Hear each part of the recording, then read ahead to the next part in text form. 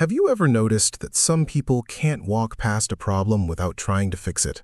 A broken chair, a friend's bad relationship, an awkward silence, even people they barely know. It's almost automatic. At first, it looks like kindness, but sometimes the person who fixes everyone ends up being the one quietly falling apart. And here's the strange part. Most of them don't even realize why they keep doing it. Imagine someone who always says, "Don't worry, I'll handle it." They're the first person everyone calls during a crisis. They remember birthdays, they solve arguments, they stay late after work to help, they answer messages at midnight. They make life easier for everyone around them. People admire them. They seem strong, reliable, selfless. But what almost nobody sees is what happens when they go home.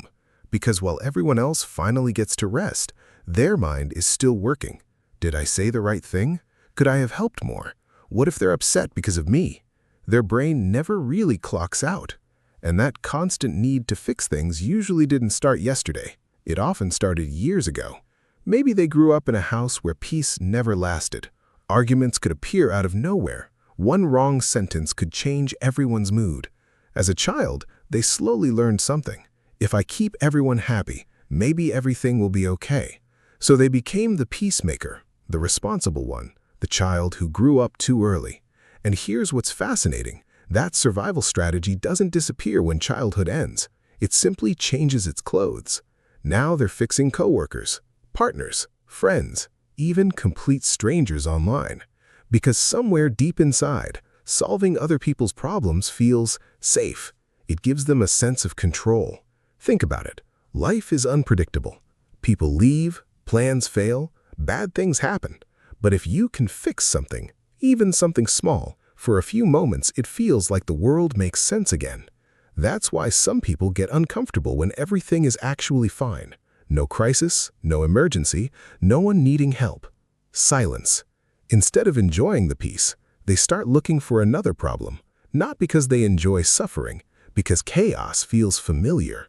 And familiarity is incredibly powerful. Here's something that surprises a lot of people. Many fixers struggle to receive help themselves. Ask them how they're doing, they'll smile. "I'm good," even when they're clearly exhausted. Offer to help them, "No, it's okay, I've got it." Not because they don't need support, because accepting help makes them feel vulnerable. They're used to being the strong one. The moment they become the person who needs saving, it feels uncomfortable, almost wrong. It's like an actor who's played the same role for so long that they forget they're allowed to be someone else. And then, something even stranger happens. Sometimes, they accidentally attract people who constantly need rescuing. Friends who always create drama, partners who never take responsibility, people who keep making the same mistakes. At first, it feels like coincidence, but psychology suggests something different. When your identity becomes the helper, you naturally feel valuable when someone needs your help. Without realizing it, you may stay in relationships where you're always giving, because giving has become proof that you matter. That's a dangerous trade, because eventually, helping turns into carrying, and carrying turns into exhaustion. You know what's ironic? The people who fix everyone often ignore the biggest problem in the room, themselves. Their own stress gets postponed. Their own dreams wait. Their own emotions stay locked behind, "I'll deal with it later." Except later rarely comes. One day, they wake up feeling tired for no obvious reason. Little things start annoying them. They're emotionally drained, not because life suddenly became harder, but because they've been carrying invisible weight for years. Here's a question that changes everything. What if your worth had nothing to do with how useful you are? Take a second and really think about that. If nobody needed your advice today, if nobody asked for your help, would you still feel valuable? For many people, that's an uncomfortable question, because somewhere along the way, they confused being loved with being needed. But those aren't the same thing. Someone can need your help without truly seeing you, and someone can deeply love you without asking you to fix a single thing.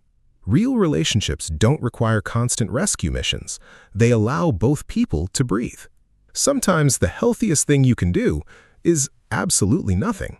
Let people solve their own problems. Let them make mistakes. Let them learn.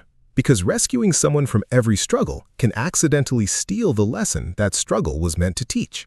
Helping isn't always helping. Sometimes it's preventing growth, and that can be hard to accept if your heart naturally wants to protect people. Here's the balance. Being kind is beautiful. Being dependable is rare. Caring about others is one of the greatest strengths a person can have, but not when it costs you your own peace. You weren't meant to carry every emotional backpack you come across. You aren't born to become everyone's emergency exit. Sometimes the strongest person in the room isn't the one solving every problem. It's the one who knows which problems belong to them and which ones don't. Because real strength isn't fixing every broken thing you see. It's knowing that your value was never measured by how many people you could save. And maybe that's the lesson the lifelong fixer needs to hear the most.